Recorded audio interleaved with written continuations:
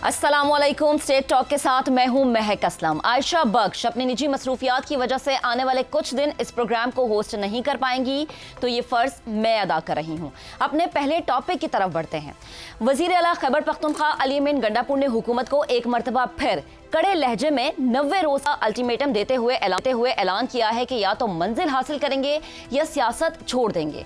उनका कहना था कि अगर हमारे अरकान असम्बली को फाल ना किया गया तो हुकूमत के अपोजिशन में मौजूद तमाम चेयरमैन को हटा दिया जाएगा। ये बयान उन्होंने लाहौर के नवाही इलाके रायवेंट के फार्म हाउस में दिया है, जहां पीटीआई का काफिला मौजूद था, जिसकी क़यादत खुद अली अमीन गंडापुर कर रहे थे।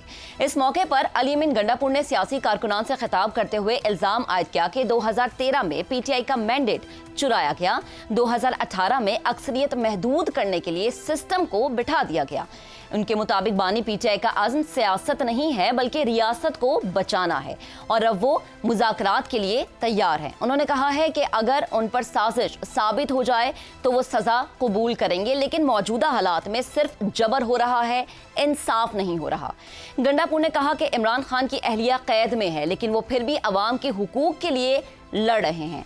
उन्होंने सवाल उठाया कि अगर एहतजाज आईनी हक है तो फिर वर्कर्स को घरों से क्यों गिरफ्तार किया जाता है और क्यों पुरअमन काफिलों पर हमले किए जाते हैं। उन्होंने वाज़ेह किया है कि वो गोली खाने के लिए सीना पेश नहीं करेंगे और अगर उन पर नाजायज हमला हुआ तो वो जरूर जवाब देंगे। उनका मजीद कहना था कि ये कोई कानून नहीं कि जुर्म किए बगैर ही सजा दी जाए। अगर हुकूमत ताकत के बल पर चल रही है तो याद रखे कि अवामी ताकत का भी कोई तोड़ नहीं है। वाज़ेह रहे कि खुद बानी पीटीआई भी 5 अगस्त को हुकूमत मुखालिफ एहतजाज को उरूज पर ले जाने का ऐलान कर चुके हैं। अब अगर अली अमीन गंडापुर की बात की जाए तो अली अमीन गंडापुर की ऐसी धमकी अमेज तकरीरें कोई नई बात नहीं है। इससे पहले भी वो कफन बांध कर एहतजाज करने की बातें और हुकूमत गिराने के लिए कई बार अल्टीमेटम्स दे चुके हैं, मगर जब एहतजाज के लिए मेला सजने लगता है तो वो ऐन उस वक्त पीटीआई के कारकुनान को मैदान में अकेला छोड़कर खुद मंजर आम से गायब हो जाते हैं। अली अमीन गंडापुर के 16 माह के दौरान दिए गए बयानात में जज्बाती शिद्दत तो होती है, मगर अमली सियासत में मुस्तकिल मिजाजी और कुर्बानी का जज्बा ही नजर आता है। ताहम इसके बावजूद ये सवाल जन्म ले रहा है कि उनके 90 रोज के ताज़ा अल्टीमेटम देने के पीछे अब की बार क्या हकीकी मकासद हो सकते हैं। पैनल में हमारा साथ देंगे हसन निसार, शहजाद चौधरी, जैगम खान और इफ्तिखार अहमद साहिब। सवाल अपने पैनल के सामने हम ये रखेंगे कि अली अमीन गंडापुर का 90 रोज का अल्टीमेटम, या हम नहीं या तुम नहीं, मंजिल हासिल करेंगे या सियासत छोड़ देंगे, मज़ाहमत की कॉल है या सिर्फ ललकार है। सबसे पहले कमेंट लेंगे जैगम साहब आपका, प्लीज कमेंट कीजिएगा। देखिए, मैं मौलाना फजल रहमान साहब मदारुल मुहाम सियासतदान है पाकिस्तान के, लेकिन गंडापुर ने उनको भी तत्ते तवे पर बिठाया हुआ है। ना उनको दिन को आराम है, ना रात को चैन है। अभी आप देखिए उसने किया क्या, ज़रा कमालात देखें उनके। वो MNAs और MPAs को लेकर लाहौर पहुंच गए, मीटिंग्स हुई और क्या ऐलान हुआ कि लाहौर से तहरीक शुरू हो चुकी है। गंडापुर साहब ने फरमाया जो तहरीक लाहौर से चलती है वो पूरे पाकिस्तान में फतह हासिल करती है, हमारी तहरीक पूरा मुल्क फतह करेगी। यानी उन्होंने क्या किया, सलमान राजा साहब को हार पहनाए, उन्हें घोड़े पर चढ़ाया और फिर वापस चले गए।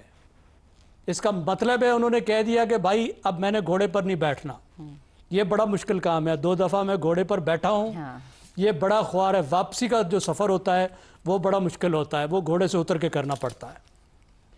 और इसका मतलब ये है कि अब KP तहरीक का बर्डन नहीं उठाना चाहता।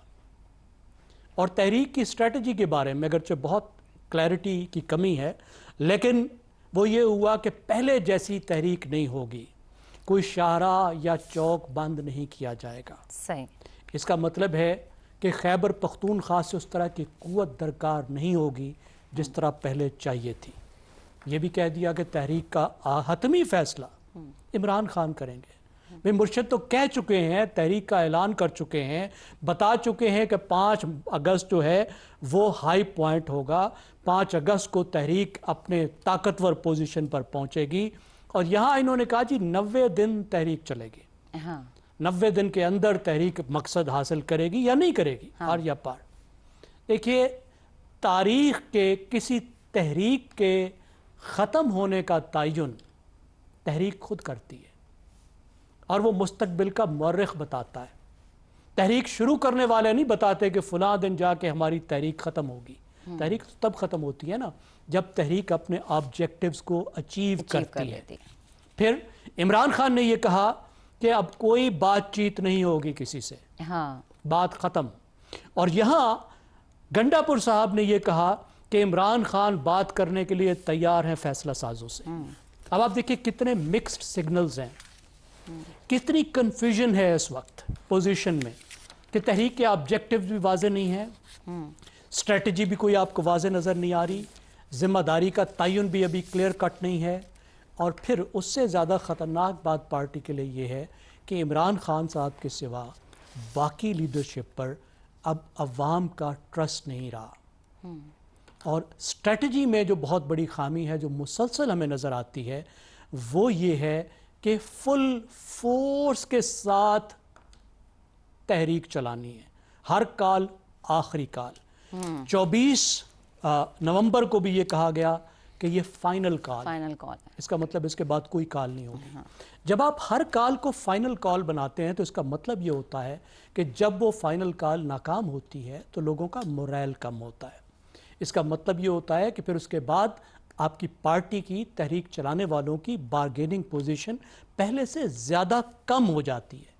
तो मुझे तो इस वक्त ये लगता है कि इस वक्त मुस्लिम लीग के, इस वक्त पीटीआई के जो लीडर्स हैं वो इमरान खान को नाराज़ भी नहीं करना चाहते, लेकिन जिस तरह की तहरीक इमरान खान चाहते हैं कि पीटीआई चलाए उस तरह की तहरीक भी नहीं चलाना चाहते। सही। और एक दूसरे के ऊपर जिम्मेदारियां डाल रहे हैं और जान छुड़ाना चाहते हैं। सही, ठीक है। जैकम साहब आपका कमेंट आ गया। हसन साहब आपकी तरफ आते हैं। अली मीन गंडापुर की जो बॉडी लैंग्वेज थी, जो उनका लबो लहजा था, क्या किसी तूफान का पेश खैमा हमें लगता है? क्योंकि जिस तरह से उन्होंने बातें की, ताक ताक कर निशाने उन्होंने लगाए, क्या आपको लगता है? मुझे कुछ नहीं लगता है। ये आपने जो दोनों बातें की हैं, ये जो कुछ गंडापुर ने कहा है, ये उसका ये दोनों बातें जो हैं ब्लेंड है, दोनों ही हैं। और ऐसा ही होता है। इसकी जगह कोई और होता वो भी इसी तरह की बात करता। उसकी वजह है जी। हमारा सियासतदान झूठ, मुनाफकत, खयानत, बड़कबाजी और जहालत का कॉकटेल है। अच्छा, आखिरी जुमला सुने। कायद आज़म के बाद उस शख्स ने वादा किया था पाकिस्तान, उस शख्स के बाद एक लीडर बताओ, एक, जिसने अपना कोई एक वादा पूरा किया। रोटी कपड़ा मकान ले लो। रीसेंट हिस्ट्री में आपकी एज को सामने रखते हुए बात कर रहा हूँ। जी जी प्लीज। रोटी कपड़ा मकान के वादे से लेके मुल्क को एशियन टाइगर बनाने तक, और कर्ज उतारो, मुल्क संवारो और फलाना टमकाना तक, सही। ये अगलीस्ट कम्युनिटी है। सही। इनसे चोर, डकैत, ठग और जेब कुतरे बेहतर है। पूरी तारीख सामने है। जी जी। आए बाएं शाय नहीं है, वही जलेबियां न तलें।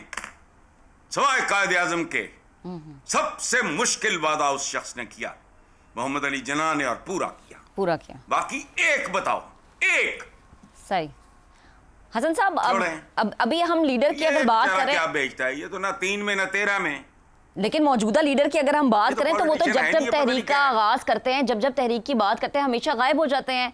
ये भी एक तरह से अपने कारकुनान को खुले मैदान में छोड़ के भागने वाली बात हुई ना। तो वो गायब, हर नारे से गायब हो जाते हैं। रोटी कपड़ा मकान, हाल देखो मुल्क का आप। वो शर्म नहीं आती? तीसरी चौथी नस्ल घुस गई है, कोई शर्म ही नहीं आती। 50 साल पुरानी बात यार। हम भी गले सड़े लोग हैं अंदर से। किसने क्या दिया इस मुल्क को, मुझे बताओ। 2 लख्त करने में रोल जरूर है, माशाल्लाह सभी का है। मुल्क तोड़ने में वो कहे बगैर तोड़ दिया। और जो कहा, किसी एक ने जो बात पूरी की हो, आप मुझे बता दो, मैं माजरत कर लूंगा। इसलिए छोड़ो ये गंडेपुर वगैरह, ये गंडेपुर डंडेपुर, ये मतलब क्या है ये मिर्जापुर है। एक सीरियल है, पता नहीं इंडिया का कोई, ये मिर्जापुर है। हाँ, हमारा तो नाम तक छीन लिया इन्होंने, ना इस्लाम, ना जमहूरियत, ना पाकीज़गी, रवैयों में भी नहीं, खुराक में भी नहीं, अदबियात में भी नहीं। गंडापुर, केड़ा गंडापुर पर ठीक, लेकिन इफ्तिखार हसन साहब, मिर्ज़ापुर में फिर भी अवाम की बख्शी हो जाती है, वो अपने लोगों के साथ खड़े होते हैं, लेकिन यहाँ पे ऐसे कभी हमने असरात देखे नहीं है। इफ्तिखार साहब आपकी तरफ आते हैं। गंडापुर ने धमकी दी कि हम सियासत छोड़ देंगे, ये धमकी महज धमकी है या आपको लगता है कि जो KPK की गवर्नमेंट को सामने रखते हुए जो उनको अपना मुस्तकबिल मखदूश नजर आ रहा है उससे वो बचना चाह रहे हैं, या कोई फेस सेविंग वो चाह रहे हैं 90 रोज का अल्टीमेटम देके? जहाँ तक KPK का ताल्लुक है, मैं पहले भी अर्ज़ कर चुका हूँ कि अली अमीन गंडापुर इतनी मुश्किलात में नहीं है जितनी हम दोस्त जाहिर कर रहे हैं। अच्छा। और वहाँ पे ये जो पार्टी है टूटते टूटते भी कुछ वक्त लेगी, ये कोई इतनी कमज़ोर नहीं है। वहाँ पे ग्रुपिंग है, बड़ी शदीद ग्रुपिंग है, और ये सेनेट का इलेक्शन आजकल में होने वाला है, उसमें उस ग्रुपिंग की जो शक्ल है हमें वाज़े तौर पे समझ भी आ जाएगी। लेकिन ये नहीं है कि ये वो हफ्ते 2 हफ्ते का खेल है। बाकी 90 दिन का जो लफ्ज़ है ये इतना खौफनाक है कि मैं तो हैरान हो गया हूँ कि इसने लफ्ज़ 90 दिन क्यों इस्तेमाल किया। वो कह रहे हैं, उन्होंने कल अपनी प्रेस कॉन्फ्रेंस में कहा, क्योंकि खान साहब कहते थे कि हर चीज़ के लिए 90 दिन है, तो इसलिए मैं 90 रोज का अल्टीमेटम दे रहा हूं। मैं तो एक ही 90 दिन का डसा हुआ हूँ, एक ही 90 दिन का मैं डसा हुआ हूँ। ये पूरी कौम डसी हुई है। आज जो कुछ फरमा रहा था मेरा दोस्त हसन, 50% तो उस 90 दिन के वादे की वजह से है। तो मैं तो ये 90 दिन वाली बात मानता नहीं। 1997 जनरल जिया वाली बात कर रहे हैं, वो हवाला दे रहे हैं। 90 दिन मुकम्मल होंगे जाके 5 नवंबर को, तो फिर ये तारीख 5 नवंबर तक चलेगी, 5 अगस्त से, तो बड़े मज़े की तारीख होगी। तो कोई कामकाज नहीं होगा, पूरा का पूरा मुल्क जो है वो इसी को रोकने में लगा रहेगा, कोई इसको चलाने में लगा रहेगा। क्या मजाक कर रहे हैं अपने आप से, किससे बात करना चाहते हैं मुझे तो समझ नहीं आ रही। ये कुछ कह रहा है, जो जेल में बैठा हुआ है वो कुछ कह रहा है, बहन उसकी कुछ कह रही है। अब वो नौजवान लड़के हैं बेचारे अंग्रेज़, उनको बुला लिया जाएगा यहाँ पे। और कितनी मुसीबत है हमारे लिए कि हम उनको प्रोटेक्ट हर कीमत पे करना है, हर लिहाज से करना है। ये हमारी रिस्पॉन्सिबिलिटी है एज ए मैच्योर स्टेट जी। तो वो उसको भी दांव पे लगाए बैठे हैं कि कोई पत्थर उनकी तरफ भी उछाल दिया जाए, कोई छोटी उनकी तरफ भी उछाल दी जाए, तो इसको इंटरनेशनलाइज दोबारा कर दिया जाए। इसको 2 ख़ानदानों का दरमियान एक और ख़ानदान को शामिल कर लिया। पहले ट्रंप के ख़ानदान से बहुत तवक्कुआत किए बैठे थे, अब ये एक और बड़े अमीर ख़ानदान से बड़े तवक्कुआत किए बैठे हैं। कौन घसीट के पाकिस्तान की सियासत को बाहर ले जा रहा है? ये बाहर ले जाना चाहता है। और गंडापुर को आया कल, मुझे बताएं, ये बात करते हैं आवाम की सियासत की और लोगों के कॉन्वॉय की, ज़रा इसके कॉन्वॉय की फुटेज तो देखें और कारें तो गिने। जब कोई प्राइम मिनिस्टर या कोई चीफ मिनिस्टर कहीं पे जाता है तो हमारे एंकर बड़ी कारें गिनते हैं, 1 2 3 4 5 6। तो कल किसी को कॉन्वॉय की जो कारें थी वो याद नहीं आई। और मैं कहता हूँ इनमें से आधे लोग ऐसे हैं कि आज से 5 साल पहले इनकी क्या पोजीशन थी और आज क्या पोजीशन है। तबाह कर दिया इन्होंने वो सूबा पूरा का पूरा। उस सूबे को डिफेंड नहीं कर सके। उस सूबे की बॉर्डर्स के ऊपर जिस तरीके से हमारे नौजवान जवान, हमारे लेफ्टिनेंट, हमारे मेजर शहादतें दे रहे हैं, ये इनकी भी जिम्मेदारी थी कि वहाँ पे उनको प्रोटेक्ट करते। ये वो उनको प्रोटेक्ट नहीं कर पा रहे, ये कानवे लेके आगे हैं एक और अमीर घर के अंदर। उसको गालिबन पहले वो पार्टी से चला गया था बाहर, माफ़ी मांग के कि भाई मेरा कोई तल्लक नहीं, अब गालिबन सेनेट की कोई सीट भी तो उसको मिल जाएगी। किस किस्म की सियासत कर रहे हैं असूल की? इनकी सियासत भी वैसी ही है जी जैसी सियासत हसन निसार तबसरा करता है बाकी लोगों पर। तो हसन निसार को चाहिए कि दिल खुला करके इनकी सियासत पे भी एक ऐसा कोई तबसरा करे कि इनकी सियासत क्या है। सही। अगर दूसरों की सियासत अच्छी नहीं है और उन्होंने इस मुल्क को बहुत नुकसान पहुंचाया है, वो इस मुल्क को कुछ नहीं दे सके हैं। ये जो सियासत मैं देख रहा हूँ एक सूबे में 11-12 साल से, जो सियासत मैंने पौने 3 साल देखी वफाक में, उसकी भी तो बात की जाए। और वो उसका उनका तर्ज सियासत क्या है, वो किस किस्म की विरासत की बात वो की, वो भी ख़त्म की। हम सब कुछ देंगे, अवाम को कुछ भी नहीं दे पाए, मां सवाए कि फसाद पैदा कर रहे हैं। सही। तो वो बात बड़ी क्लियर है कि लेकिन जो इफ्तिखार काम साहब, जब ये गंडापुर से कल उनकी प्रेस कॉन्फ्रेंस में सवाल पूछा गया तो वो बरहम हो गए। आपने क्यों- बात क्यों- की थी कि क्यों बरहम हो सियासत गए? कौन बाहर लेके जा रहा है। नहीं, पहले भी क्यों- पाकिस्तान की बरहम सियासत के क्यों फैसले हुए? इंग्लैंड में होते रहे हैं। शहजाद साहब की तरफ चलते हैं। शहजाद साहब, गंडापुर ने कहा कि अगर गोली चली तो तुम्हें भी ये लग सकती है। इस बात को जहन में रखना जरूरी है। ये गंडापुर की धमकी थी, या फिर हम ये कहें कि हमने जो पीटीआई की हिस्ट्री देखी है कि जब भी सड़कों पर आती है तहरीक के लिए तसादुम होता है, डंडे चलते हैं, गोलियां चलती हैं, डी चौक के मनाजिर हम सबको याद है। क्या कहेंगे आप इस पे? महक, आपका ये सवाल शामिल करना आज की बहस में, एक तो इसको इस तरह समझा जा सकता है कि हम अली अमीन गंडापुर का नाम लेके उसके ऊपर या उसकी पार्टी के ऊपर कोई तमस्खर उड़ा सकते हैं, मलून मतून कर सकते हैं, क्योंकि बड़ी ऑब्वियस शॉर्टकमिंग है। सिर्फ उसकी नहीं, मैं जिस तरह जिक्र हुआ, सारी तकरीबन सियासती हमारी तारीख के अंदर इस किस्म के बहुत सारे किरदार हैं बदकिस्मती से, जो भी वजूहात हों, लेकिन ये उससे कोई इतना फर्क नजर नहीं आता जिस किस्म के आज भी मौजूद हैं लोग और जिस किस्म का हमारा माजी है। लेकिन मैं समझता हूँ कि आपका सवाल बहुत संजीदा, क्योंकि वाकई तो अगर हमारी बहस में ये चीज़ है अली अमीन गंडापुर, तो संजीदा तौर पे ही इसको शामिल किया गया। जी। दो चीजें उसने, उसका ये भी जिक्र किया कि वो बातचीत करने के लिए भी तैयार है। उसने सिर्फ ये नहीं कहा कि गोली मैं खाऊंगा तो गोली तुम्हारी तरफ भी जाएगी और ये होगा, और उसने ये भी कहा, उससे पहले ये कहा कि मैं बातचीत करने के लिए तैयार हूँ। और ये बात हम पहले अपनी बहस में भी अपने प्रोग्रामों में कर चुके कि वो बात क्या करना चाहते हैं। करने की बातें हैं, वाकई में हैं, जरूरी हैं, पाकिस्तान के लिए हैं, पाकिस्तान के अवाम के लिए हैं। पहली बात, किससे बात करना चाहते हैं? मुक्तदरा से बात करना चाहते हैं तो मुक्तदरा से जब बात करेंगे तो उनका मौजू एक मुख्तलिफ मौजू होगा। अगर वो सियासतदानों और सियासी पार्टियों से जो इस वक्त पार्लियामेंट में हैं या जो बाहर हैं उनसे बात करना चाहते हैं तो उसका मौजू टोटली मुख्तलिफ होगा। जिस तरह मैंने ये कहा कि बातें करने की बेशुमार हैं पीटीआई के पास और इन पार्टियों के पास जो कि पार्लियामेंट में और बाहर बैठे हुए हैं, लेकिन क्या वो इंटरेस्टेड भी हैं ये वो बातें करने में? यानी ये बातें मिसाल के तौर पे कि सियासत का जो मुस्तकबिल का नक्शा है जो अभी नजर आ रहा है, क्या ऐसा ही रहेगा? हमें पाकिस्तानियों को ऐसा ही नक्शा चाहिए जो कि सामने इस वक्त नजर आ रहा है? यही निज़ाम, यही सिस्टम लेके हम आगे चलेंगे? हम अपने अवाम के लिए किस तरह बेहतरी पैदा कर सकते हैं, उनकी पार्टिसिपेशन कैसे बेहतर कर सकते हैं, इलेक्शन का निज़ाम कैसे शफाफ कर सकते हैं? लेकिन ये तो वो बातें करें ना जिनका इंटरेस्ट इन चीजों में हो। अगर वो मुक्तदरा से बात करेगा तो किसी और तरीके से बात करेगा।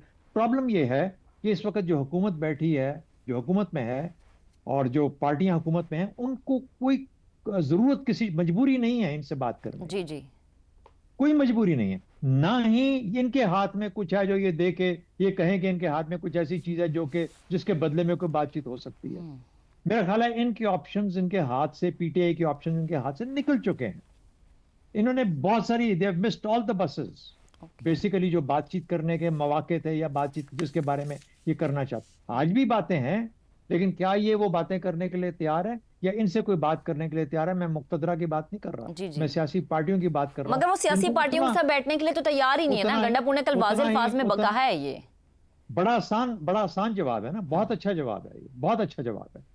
लेकिन क्या इसका मतलब है कि ये भी मुबर्रा हो गई जो पार्टियां जो कहती हैं हमसे मिलना नहीं चाहते, ये भी मुबर्रा हो गई इस चीज से? और क्या ये पीटीआई के इंतजार में बैठी हैं कि पाकिस्तान को बेहतर कैसे किया जाएगा? इनके दिमाग में खुद से अकेले में सोच नहीं आ सकती कि पाकिस्तान का निज़ाम कैसा होना चाहिए?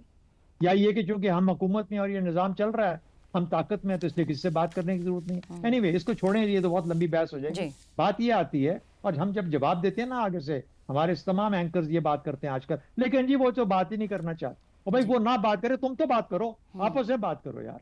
अच्छा, ये अली अमीन ने क्या किया? अली अमीन लाहौर क्यों गया?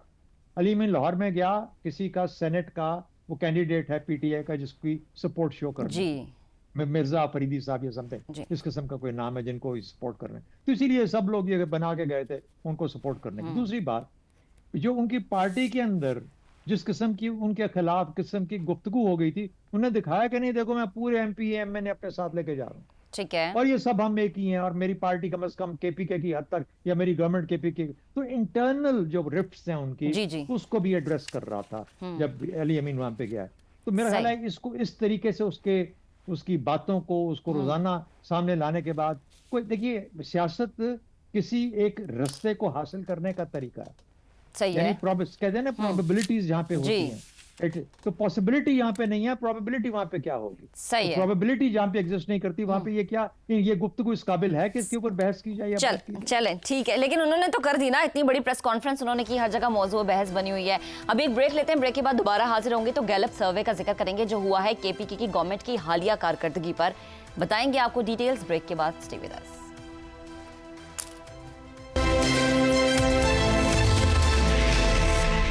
Welcome back once again. Program के इस हिस्से में हालिया होने वाले गैलप सर्वे की हम बात करेंगे। खैबर पख्तूनख्वा हुकूमत को हालिया दिनों में एक नहीं कई महाजों पर अवामी एतमाद के बहरान का सामना है। ताज़ा तरीन गैलप सर्वे में सूबाई हुकूमत की कारकर्दगी पर उठने वाले अवामी सवालात ने एक वाज़ेह पैगाम दिया है कि तब्दीली के दावे और हकीकी गवर्नेंस के दरमियान फासला बढ़ता जा रहा है। 58% शहरियों ने तरक्याती फंड्स में करप्शन की शिकायत की है। 73% अफराद का कहना है कि सरकारी नौकरियां मेरिट पर नहीं मिलती और 60% के मुताबिक हुकूमत एहतजाज में वक्त ज़ाया कर रही है, जबकि 40% शहरियों ने पंजाब के मुकाबले में केपी को ज्यादा करप्शन ज़दा करार दिया है। 59% ने बेरोजगारी में इजाफे की निशानदही की है। 73% शहरियों ने सूबे में सिफारिशी कल्चर, जबकि 66% वोटर्स ने मुंतखब नुमाइंदों की जानिब से वादा खिलाफी का शिकवा किया है।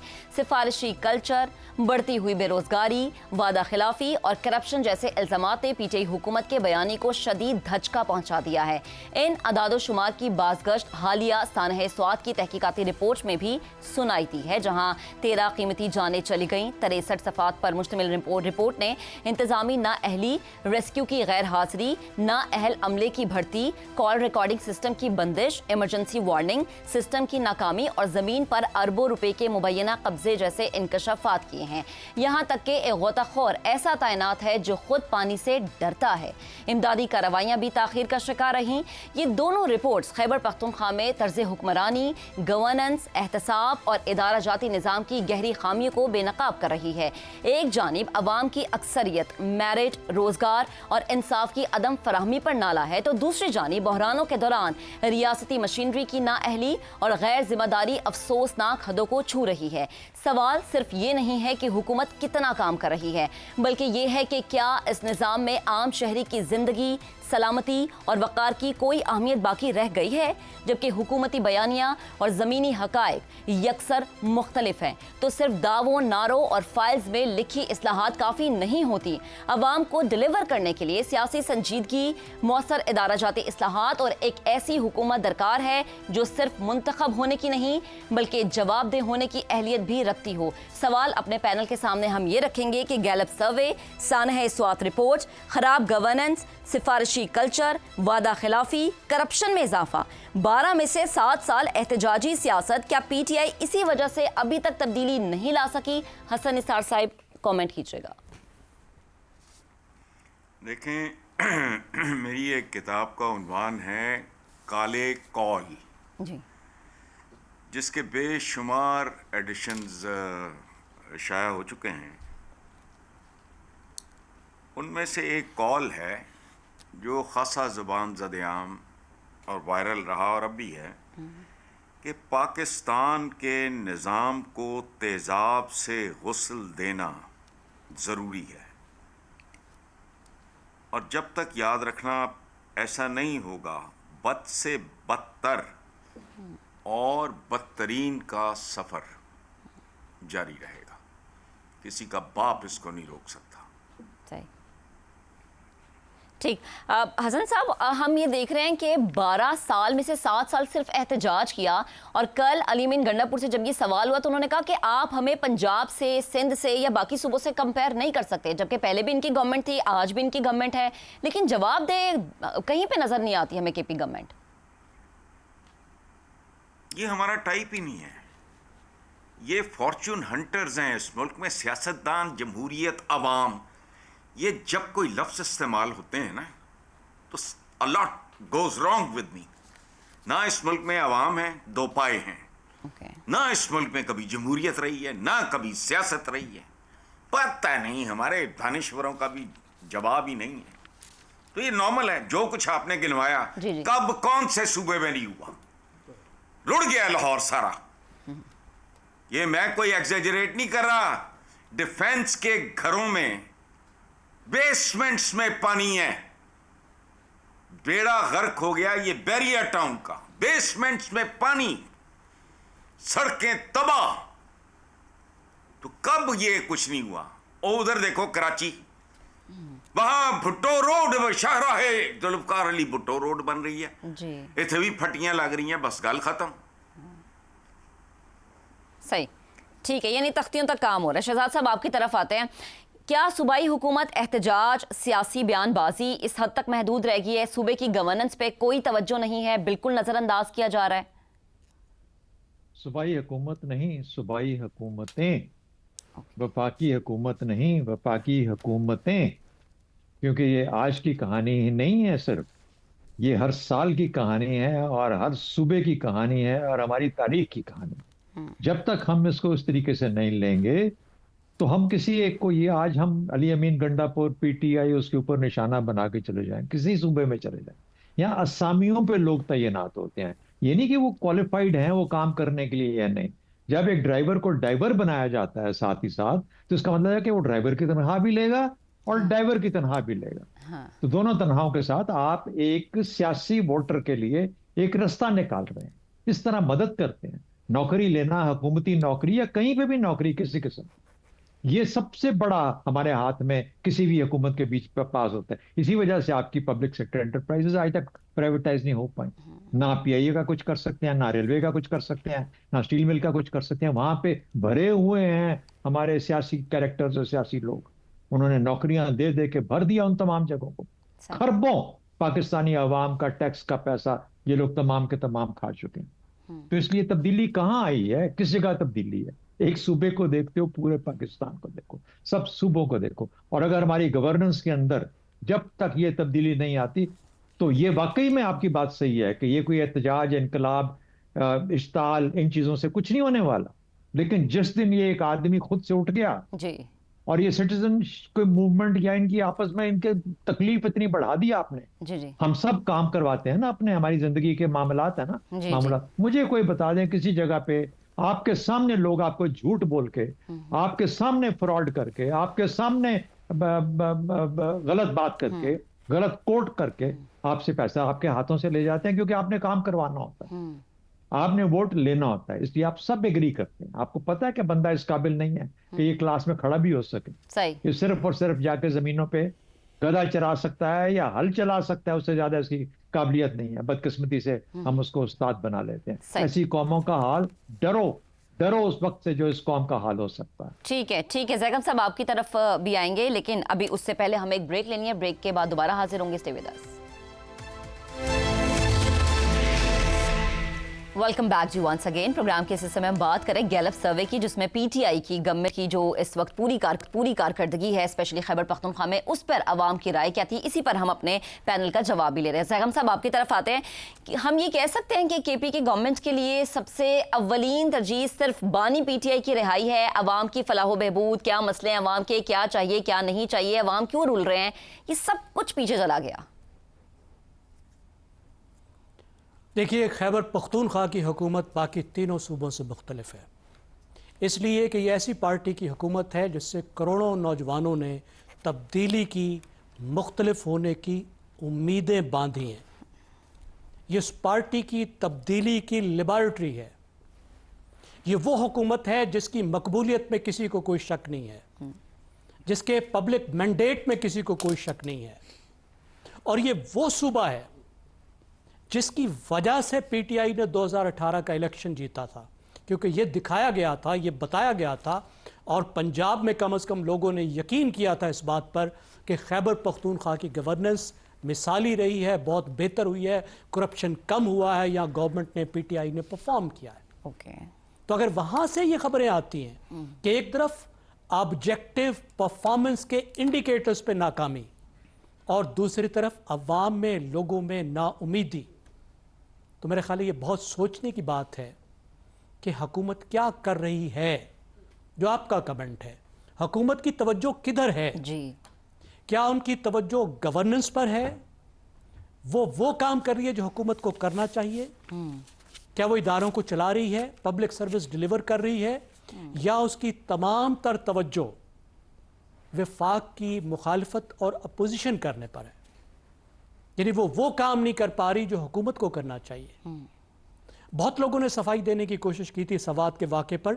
आपने बताया कि कैसी मज़का खेज सिचुएशन थी। उनकी अपनी रिपोर्ट कह रही है जी कि कोई अर्ली वार्निंग सिस्टम काम नहीं कर रहा था, कोई पानी के जो इंडिकेटर्स है इतने आसान छोटे छोटे हालात लग जाते हैं वो काम नहीं कर रहे थे। वहां की जो गवर्नमेंट है डिस्ट्रिक्ट गवर्नमेंट काम नहीं कर रही थी, काम नहीं कर पीडीएमए और डीडीएमए काम नहीं कर रही थी।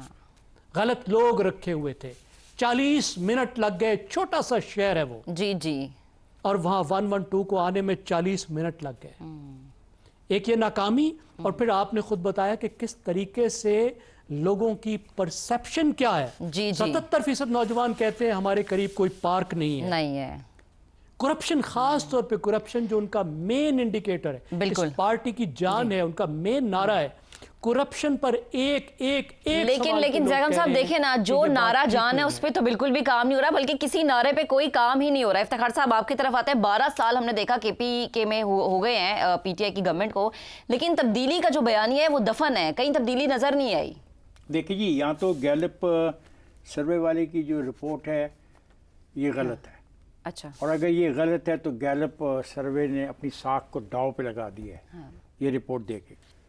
और अगर उसकी कुछ साख है तो फिर इस रिपोर्ट में जो चीज़ें बताई गई हैं उन पर गौर करना चाहिए, बग़ैर पार्टीजन हुए, किसी पार्टी की हमायत या मुखालफत में जाए बग़ैर।